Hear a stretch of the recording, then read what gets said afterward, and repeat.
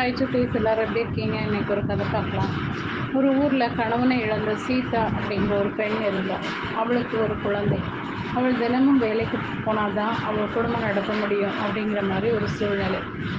எனவே குழந்தையை பார்த்து கொள்ள ஒரு வேலைக்காரியை ஏற்பாடு செய்திருக்கு. அவள் தினமும் வேலைக்கு செல்றாள்.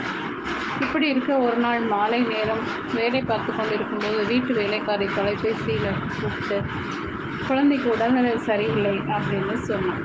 அலுவலகத்திலிருந்து கிளம்பி மருந்து வாங்க மருந்து கடைக்கு போனான். மருந்து வாங்கிட்டு தனது மகிழுந்திடம் வந்தான். மகிழுந்தின் சாவியை உள்ளேயே வைத்து பூட்டியதை உணர்ந்தார். என்ன செய்வது அப்படிங்கிறதே தெரியல. வீட்டிலிருந்து வேலைக்காரி மீண்டும் தொலைபேசியில் அழைத்து குழந்தையின் உடல்நிலை மேலும் மோசமாகிறது அப்படின்னு சொன்னார். சீதாவுக்கு கண்கள் கலங்கின. இறைவா, எனக்கு உதவி செய் என கடவுளிடம் கண்ணீர் வர வேண்டினாள். அப்போது ஒரு இருசக்கர வாகனத்தில் ஒருவர் நீண்ட முடியும் தாடியும் வைத்துக்கொண்டு பல நாள் குளிக்காத ஒரு முரடன் போல வந்து சேர்ந்தார்.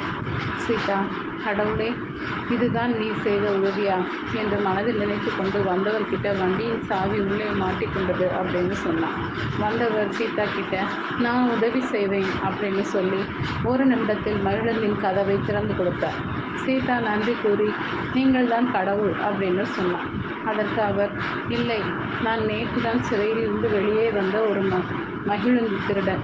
7 ஆண்டுகளாக சிறையிலிருந்து நேற்று தான் வெளியே வந்தேன்னு சொன்னான்.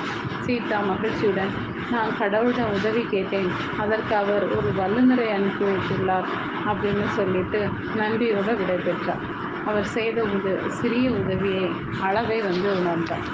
ஓகே சுட்டீஸ், இந்த கதை பிடிச்சிருந்தா லைக் பண்ணுங்கள், சப்ஸ்கிரைப் பண்ணுங்கள், ஃப்ரெண்ட்ஸ் அண்ட் ஃபேமிலிக்கு ஷேர் பண்ணுங்கள். கூடவே இந்த பெல் ஐக்கானையும் கிளிக் பண்ண மறக்காதீங்க. பாய்.